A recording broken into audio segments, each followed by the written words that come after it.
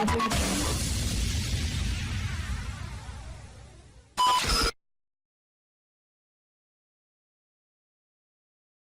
to the AME television show. I'm your host, Jason Down, and we've got a great show in store for you guys this week.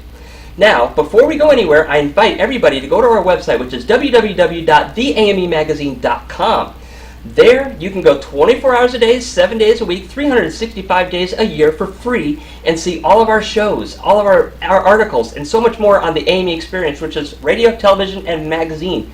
You'll get to see our point of view experiences on some rides. You'll be able to see the great people that we've run into, artists, musicians, so much more. It's so much fun. Go check it out anytime you want. Now, our first interview is with Ashley Drummonds, and this is going to be a little bit of a different interview because I'm not the interviewee or the interviewer. I am just here to introduce my great friend Jason Hitch, who ran into them and did the interview for us. You may remember Jason Hitch from the 90-Day Fiance where we had him and Cassia come on. Now, Ashley Drummonds, if you haven't heard that name, you probably will very soon, and if you have heard of her, you probably heard her from Shark Tank. She came up with these amazing high-protein pancakes that help people lose weight while exercising. They're delicious, they're nutritious, and you can lose weight with them. So let's go check out Jason Hitch and Ashley Drummonds and her boyfriend as they talk about ABS Pancakes. Thanks for being here with us. We are with the one and only Ashley Drummond and Josh McClellan from ABS Pancakes. You've seen them on entertainmentweekly.com. You've seen them at Action 8 News. And most importantly, you've seen them on ABC's Shark Tank. Please welcome our guests, Josh and Ashley. Hi, guys. What's going on? Now, what we're all wondering is, how has this changed your life? Oh, man. I feel like it changes everything from the moment you start the application process to stepping on there as a human being, standing in front of investors, pitching this idea you had, and then also when you actually closed a deal. I mean, we closed a deal and now it's like we get the opportunity to grow a business that most people don't get in a lifetime.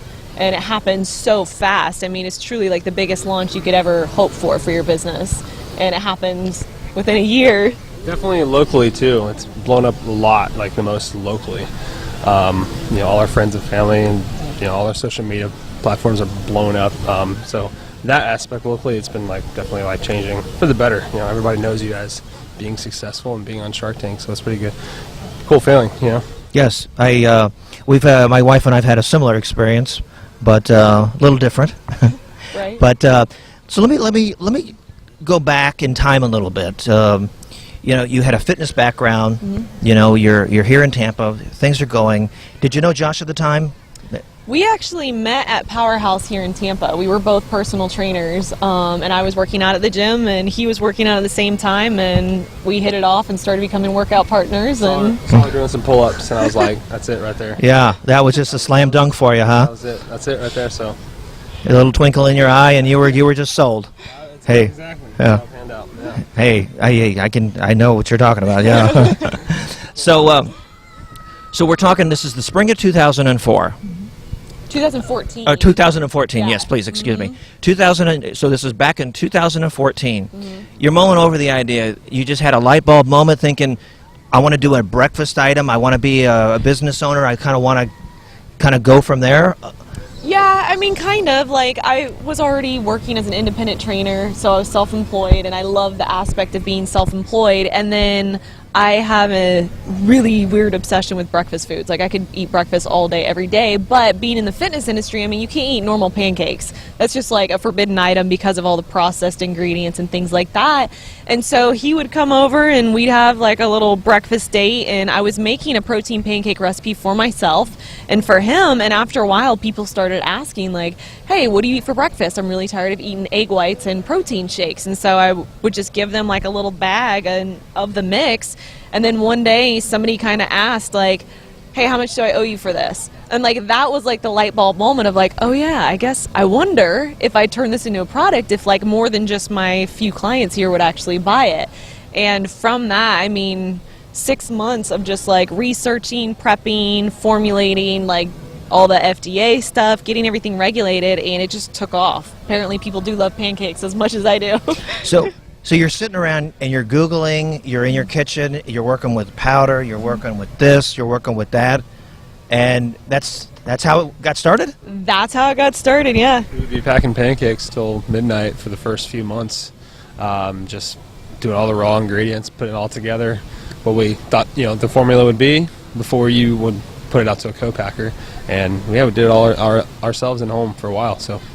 Yeah, literally, it was like working full-time as trainers, and then as soon as we were done training clients, it was like, all right, we got 10 orders today. So individually counting like 1, 2 scoops, 3 scoops, packaging it, sealing it, labeling it, shipping it, going to the post office every day. I mean, and that was right here in Tampa. So, I mean... And that was pretty much just all of 2014 then? No, it started July of 2014, yeah. So it was only like the second half of 2014. Okay. And then Shark Tank, we got the call back in March of 2015. That's pretty rapid. That's pretty fast forward to gas. Yeah. Well, I was gonna say, when you say you want a successful business and you want to grow as fast as possible, life kind of throws all the opportunities at you. So. Now, had you been in area mom and pop shops at the time? Were you just selling to friends and family? No, it was all online. Yeah. Clients have been online. So you were growing the online side of things. That was taking off too. Right. So before there was even a website of selling stuff, it was a really little Facebook app. Yeah. Yeah. We had gone on ABC Action News. News, and that's all she 3 weeks. Yeah. Facebook right from there, and not having a website. So it was happening so fast. I mean, we're talking sales of under $20,000-$30,000. Yeah.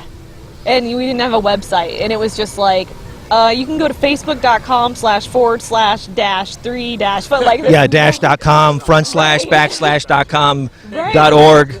Yeah, but you'd be surprised how many people, though. I mean, the orders just flooded in. And that was before packaging, too.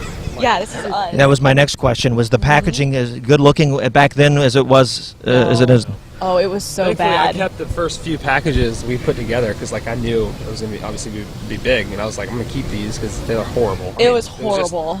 Just growth. That's what you go through until you perfect the packaging. And the first time kind of go around getting packaging done, it went. It looked really well. Looks great. So. I was gonna say it's the startup grind. When you're just starting out, and I mean things are growing faster than you can even prepare for. You're just okay, we just need a label, we need a bag, and we need something that is professional and sealed so people can consume it as a food item. And our packaging was literally, I'm so embarrassed about this. We went on ABC Action News. We bought those food saver bags, that you can save meat and heat seal it and all that. Yeah. We bought that, went to Kinko's and printed off a picture with a title on it, slapped it on the bag and put the mix in there. And that was our first debut with the packaging. It was awful. So graphic design wasn't your specialty? No. Okay. No, not at all. But it was funny because we went on there and they're asking us about the story and we're like, we don't even have a website. It's been 3 weeks. And they're like, oh, but we love your packaging and branding. And we're like, what? Yeah, just wing it, huh? Yeah. We're just wing it. Thanks. We worked hard on it. So you filled out the application online. Mm-hmm. Then I know from what I've been told that there are several processes. Right. You fill out the application, and went 6 months. Then a PA called you, or did they email you and say, "We're kind of interested. We want you to do this and this"? I think it was September of 2014. So after 3 months of having the business up, filled out the application and just kind of let it go because it was shot in the dark. If they call, they call. Right. And we were actually at a fitness business summit in Orange County, California. One of our first booths as a vendor. Yeah. You bought space at a trade show. Yeah, we were a vendor. Yeah. And while we were there, this was in March, so it's about 6 months later. I got a phone call from a random number and listened to it, and it was one of the producers that had called back. Was like, "Hey, we got your application. We really like the business. We want to move you forward to the next step in the process." And I mean, we thought that was it. Oh, we're in. We're good to go. Oh, so you got the chills. Right. Yeah. Okay. Yeah. The excitement. We're going on TV. This is awesome. And it doesn't happen like that. But yeah. So about 6 months after the application, we got the phone call. That started the first process of and at that time, did they ask for a YouTube video? Yes. Okay. We didn't even know that they had what is it called? We didn't know they had the casting. That's what it is. We didn't even know people were going to castings for this because they were like, "Hey, can you just send us a YouTube video?" tell us your story, like talk to us about the pancakes. So we were in our kitchen in LA actually, and just cooked up. It was the worst video ever. We had to tell a little bit about ourselves, and then how the business kind of started, and then we also cooked up pancakes at the same time. Did like kind of Like a mini cooking show. mini Right. presentation. Yeah. Except for with like very unedited like spoofs. We And it we showed decided we our- were just going to be authentic. And You like, just went throw it raw. out there. Yeah. Just all raw. It showed our personality, showed who we Yeah. really Yeah. are, and it went really well. Yeah, So they liked loved what they it. think of it. Yeah. Yeah. So they kept they calling us back to do more and more, and eventually You did a second and third Skype or YouTube video? We did one YouTube video. After the YouTube video, it was just like, we never got like a definite, okay, you're in, you're not in. It was just like, okay, good, here's your next step. And here's your next step. And they don't tell you like, okay, there's about 55 steps in the process. Right. They're just like, okay, there's more? What else are we doing next? So we did the video, and then after that, it was just like, okay, you might hear back from somebody. If you do, great, that means you're moving forward. So it was very much like a waiting game and just kind of, all right, I guess I don't know what this means. So yeah, one YouTube video. So you got the call, and they said, you're going to Hollywood. Something like Something that. like that. Something like that. Fortunately, we were actually already there. We were living in West Hollywood, like right there, and we were of course thinking like synchronicity. Well, we're here for a reason. This is probably part of the reason why we're here, and it was great. We didn't have to fly anywhere. It was literally a 30-minute drive from where it was even filmed. So we got the call back, and then we were assigned to a couple like a team that like works specifically for foods and like fitness, and then that's when we started putting the pitch together and like perfecting the pitch. And even that was like just process by process by process, and we could get a call any day with like, hey, sorry guys, we don't want you anymore. But thankfully it didn't happen, so we just kept going on and perfecting the pitch, and that's pretty much the steps on how we like kept going. And then we finally got the call in to do the filming, and that was like I said, 30 minutes away at the City. Sony production studios. Yeah, so it's crazy. Yeah. Pretty far out. Yeah, it's a because crazy process. Because people just think everyone got a call or everyone got filtered through 40,000 applications. People got picked out of a hat or something, but Right. we're hearing it right here. Thankfully, we didn't get the call back. You'd imagine that a bunch of businesses just say it's just not worth the hassle. You're stringing us along. Just don't call me. But of course we never hear about any of those stories. But I know in the acting game, it's certainly like that. I think that actually is a lot of the process. I mean, it's the biggest lesson of patience you ever will go through, just because you're constantly like giving all the paperwork and getting stuff done without any guarantee.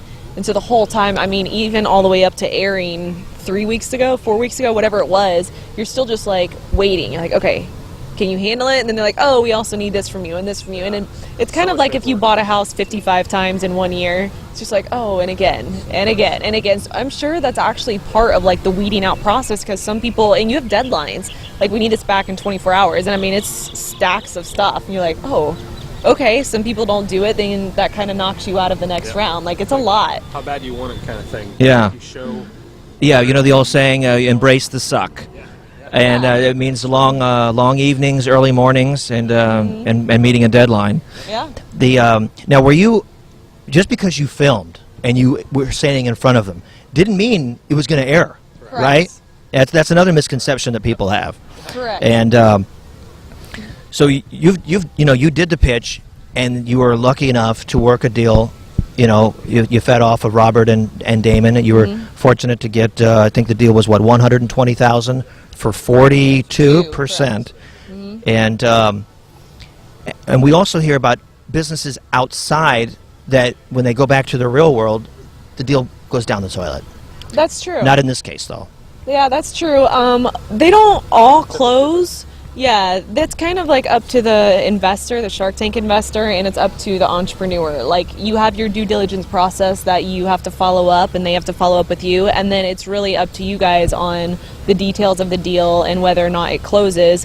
There's some crazy ratio, like 70% of the people don't actually close their deal afterwards, just because they either don't like the fine red print at the bottom, or it's just not exactly what they thought. But yeah, no, that's not the case with us. Like, we're following through. We're doing our process. We have the deal. We're working with Damon. It's exciting. I'm super excited. Now, let me ask you a question. My father asked me, or he always asks when the deal does happen. $120,000 for 42%. Did Damon write you a check?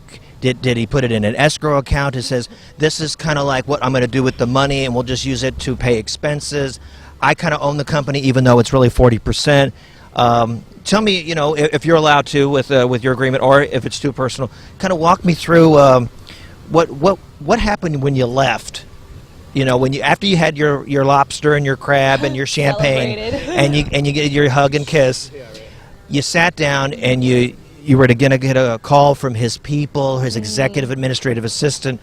What was the next step after the show? The details of it we're not allowed to talk about. We can't give details about exactly how the deal closes. However, I mean, basically the next step is you kind of keep waiting. A lot more waiting. Okay, good to know. Good to know. A lot more waiting. Think of all the other entrepreneurs that do deals with Damon as well. They're busy, you know. And plus, the holidays were like right around when we actually filmed too, and that pushed things along. This was October. We filmed in June. Our episode aired in January 5th, the first episode of the season. So you filmed last summer then? Okay. Yes, that's correct. But yeah, I mean, basically what happened is as soon as we were done, we had one of his persons. His people? Yeah. One of them met with us, kind of explained the process and what to expect. And then, yeah, after that, we went and celebrated, had a great dinner. And then it was just kind of like, okay, now what do we do? Like, what do we do with business? Where do we go from here?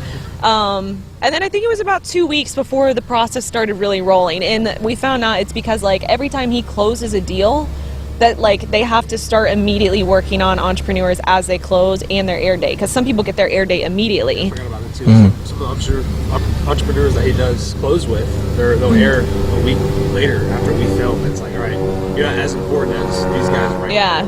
So that's why we kept having to wait a little bit. Yeah, they put it in the priority because, I mean, we had to wait until December, but there's some people who filmed the same day as us who aired like a month and a half, 2 months later. So immediately, like, they're having to help them get everything set up for that because, I mean, the air date is the biggest, like, launch for your business. But so we had a waiting game because we didn't air until 6 months later. So the whole time it's kind of like, well, just wait. You have to keep waiting because we have to find out if you're airing or not.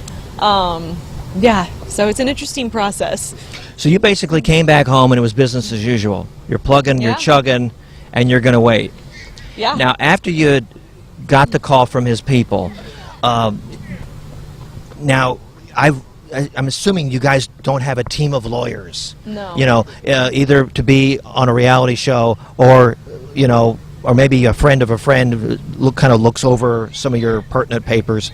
But, I mean, did his legal team come in and just throw a 75-page document out and say, sign it if you want the deal? No, not at all. I mean, you have your own terms that you can negotiate, and then they send paperwork back and forth, and you kind of just go back and forth for a long time. Yeah, you're negotiating a lot. For both parties, pretty much. Right, and I mean, and they have like kind of like gentlemen's agreements, you know, like, hey, this is what we're going to do for right now until we get something more permanent in place. But no, they don't throw a lot of legal stuff. It's more like behind the scenes, like the production, the Sony pictures, everything like that. That's a lot of the legal process because it's like you're airing on national television. Here's all of our confidentiality agreements and everything like that. But after working and like having the pitch, I mean, you have legality, but it's nothing crazy. Not nearly as crazy as the process of getting to the pitch point. Now, with Damon involved, and if you weren't like LLC'd or you had a business license, does he want you to all get legal on your side, then now start talking with him when it comes to? I actually don't know because I mean we were already an LLC. Okay, so you were already kind of formulating a business, paying taxes, plugging and chugging, fast and slow. Because, you know, from what I've read, you know, some businesses, oh, look, I made a special candle. Right. You know, wait, that's it? You don't have a business license? Right. You don't have a business license, you're not LLC, you've never even read a P&L before. Right. Well, yeah, I don't know. And then they get a deal, And then whether or not they strike up a deal afterwards or not, we never know. Yeah, I'm but not really sure because even the other entrepreneurs that are there, we're not even allowed to talk to them about any communication we have had whatsoever because they don't want it to influence other people's pitch. They don't want to influence, we can't find out what they're asking. We can't find out who they're going in and focusing on. So I have no idea. We literally got put in our dressing room and then it was all right, you guys are not allowed to talk about this at all. And so you're just kind of sitting there hey, how's it going for you guys? Great. So Mark Burnett is pretty much he's tight-lipped when it comes to the cast. We know a few other shows like that, right, hon? Yeah, there was a substantial gag order for our show too, but yeah. But anyway, anything else that I'm not asking?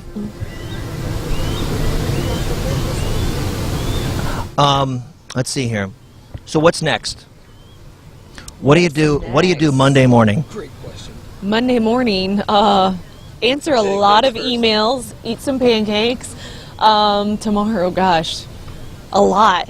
What's next is figuring out how to manage the time and starting to outsource some stuff because I was going to say, as you grow, you kind of need a little bit of a bigger team to help you along that. And right now, that hasn't really happened. I mean, it's just been us. And so when you have something so big like Shark Tank happen, you're like, okay, everything is growing at the same time. Now we have to start figuring out how to duplicate ourselves so we can continue to grow. But then also, I mean, we're working on retail, working on some athletes to help with sponsorships like bodybuilding, CrossFit games, things like that. So you're out hustling. Oh yeah, you're still busting your butt to make it. It's not like somebody just hands you over all right, here's your successful business you always wanted. Yeah. It's just a helping tool in the process. We're still in back order as well. Our manufacturing is still finishing up the big, final round of product to send out to a lot of the buyers from Shark Tank. So a lot of emails, customer service going on right now, trying to follow up and get those orders out. Oh yeah. It's still every day, you're grinding away because now it's just you've been knocked to a new level of growth. Where before you're okay, we hope we hit these goals, and now your goals have just been blown out of the water, and you're all right, this is a new level. What's next? Right? Yeah. So We'll call it the oh shit moment. Yeah. You know what I'm saying? Yeah. But the good oh shit moment. Yeah. That's a good feeling. The wife and I talk about that too. Is the what if? What if we do this and what if we do that? Well, let's just stick together. Which is a nice segue into, are you two? Have you two been talking about it? Nice segue. That's funny you say that. Actually, they cut out on the show. So we filmed 45 minutes, believe it or not. And they cut the episode down to 7 to 8 minutes. So there was a lot cut out, a lot. And Kevin, Mr. Wonderful, because he's so wonderful. Oh, right. Actually, he's trying to marry us. He actually tried to marry us on set. It was funny. Yeah. It's because he has his whole other business, the love business now. Right, he does. So the whole time we're up there, he's ordained, Yeah, so he can so he can marry people. The Universal Life Church. You can do online. Yeah. Right. But while we're up there, he's I don't really want to do a deal. I just want to marry you guys on set because they're this season he wants there to be some couple that needs to get married on the show. Instead of doing a pitch or a deal, he just wants to be oh, but you guys got married instead. It's totally TV too, of course. It's a couple gets married on Shark Tank, of course. But yeah, it's really funny. I wish happen. They didn't show that though. No, they didn't show that. It's funny. My wifey asked me on the way over, has this affected your relationship together when it comes to the way you were, with how you communicate with each other, your tone, your pitch, kind of your responsibilities, what you were expecting of each other? I'll let you answer that. There's a lot of established boundaries, of course, going into working together as a couple. So a lot of that was already set in place before Shark Tank, and if anything, it's helped us grow together because we've kind of taken on this together. She supports me, I support her, and it's pretty much grown us together. We just moved here from LA, so new place, new home, new town, and growing the business, and we're all doing it together, facing the world, so. Well, that's pretty fantastic. I think it has a positive effect on it. Yeah, most definitely. What couple, many out there can say they've been on Shark Tank together and have done this, so it's something cool we say we can have done together. Well, and that's the thing too, we talked about behind the scenes, and I'm sure you guys know this, there's so much that the rest of the world doesn't see, and you can't do videos or take pictures of it or anything like that. So I was saying, the cool thing is there's months and like whole days of the process that only him and I can share as a memory that nobody else. We can't even like show you guys a picture of it because you can't take pictures backstage or anything like that. And so it's like, I think it's made us stronger just because like one, the support and the process to go through that for a year, like that's a lot to just deal with it, and like coming home you're like there's more paperwork, oh my gosh. But then at the same time when you do close that deal and you have the experience of like your partner there with you, and it's like, oh my god, like this is so exciting seeing the person not only that you're in a relationship with, but like seeing like your goals and dreams actually happen to share it with. Right, exactly. Yeah. Exactly. We had the night of airing, we had a watch party with friends and family because we didn't tell, you can't tell anybody what happens. Like you have so much confidentiality of like. It's on the hush hush until you find out when it airs. So wow. You can finally say everything. Yeah. Hey, so watch it, it's a huge secret. Yeah, they're like, did you get a deal? I don't know what to watch because if you didn't, I'm going to feel really bad. And I'm like, I can't tell you anything. Can't say anything. Right, like they make it very clear that you can't do that. But it was really cool because like while we were sitting there, like everybody else is like watching, trying to figure it out, and we just kind of like hugged each other. I'm like, this is so cool because like we know what's happened the last year, and now everybody else gets 7 minutes of it. We have like hundreds of days of it. Yeah. So it's a cool feeling. Long nights, aggravating. Are we gonna air? What's gonna happen? And the anticipation.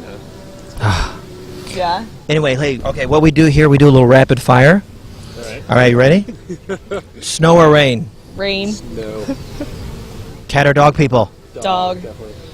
Twitter or Facebook? Facebook. Paper or plastic? Plastic. Paper. Winn-Dixie or Publix? Publix. All right, Publix. Shopping's a pleasure. Yes, it is. We are Publix people too. You heard it here first. That is Josh. That is Ashley. They are abspancakes.com.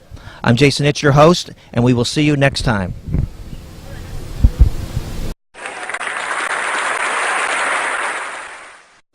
Limo Bob builds, sells, and rents the world's finest, longest, and most exotic limousines in the world. We provide every imaginable vehicle, from a 4-passenger town car to a 10-passenger Bentley Rolls and a Hummer for $20. We even have a one-of-a-kind 727 jet limo. And we offer a complete consulting package where Limo Bob comes to your location and shares 3 decades of experience in 3 days with you. Call 708-945-LIMO and visit limobob.com.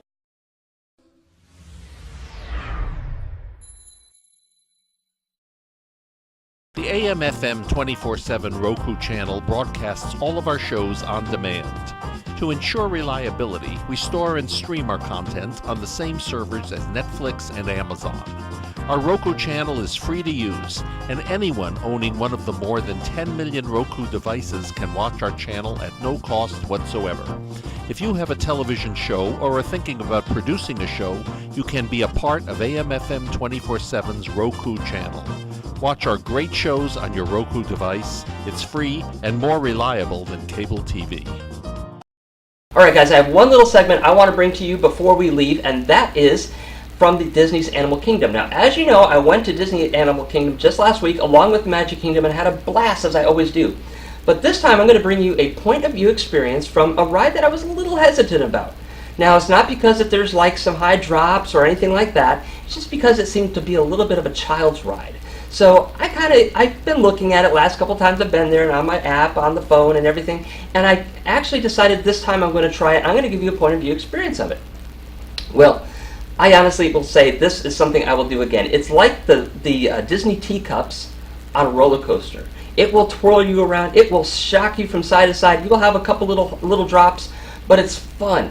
And it's only about 2.5 minutes, and it's something you can bring your children on. So if they want to go on a roller coaster, but they're too small or not quite ready for Space Mountain or the Rock and Roll roller coaster, this could be something that they might enjoy with you and everybody else because it seats 4 at a time. So I'm going to take you now to Disney's Animal Kingdom for a point of view experience of Primeval Whirl. And when we get back, we'll close out the show. So enjoy, guys. We'll be right back.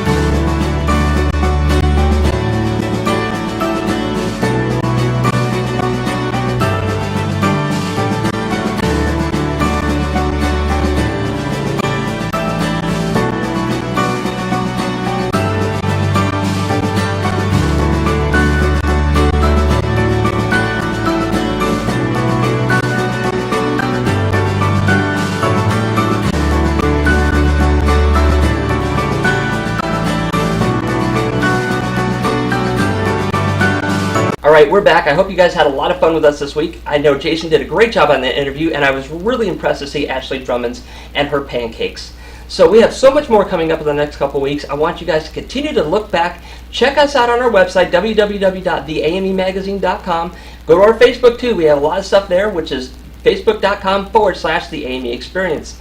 And, of course, Twitter. If you are on Twitter, I am, too. Go to @Dowd Studios, DOWD Studios, because that is my personal Twitter. It is also the AME Experience's Twitter, and it is my studio's Twitter. So you get to see my art, you get to see everything we have going on in the AME Experience, and so much more.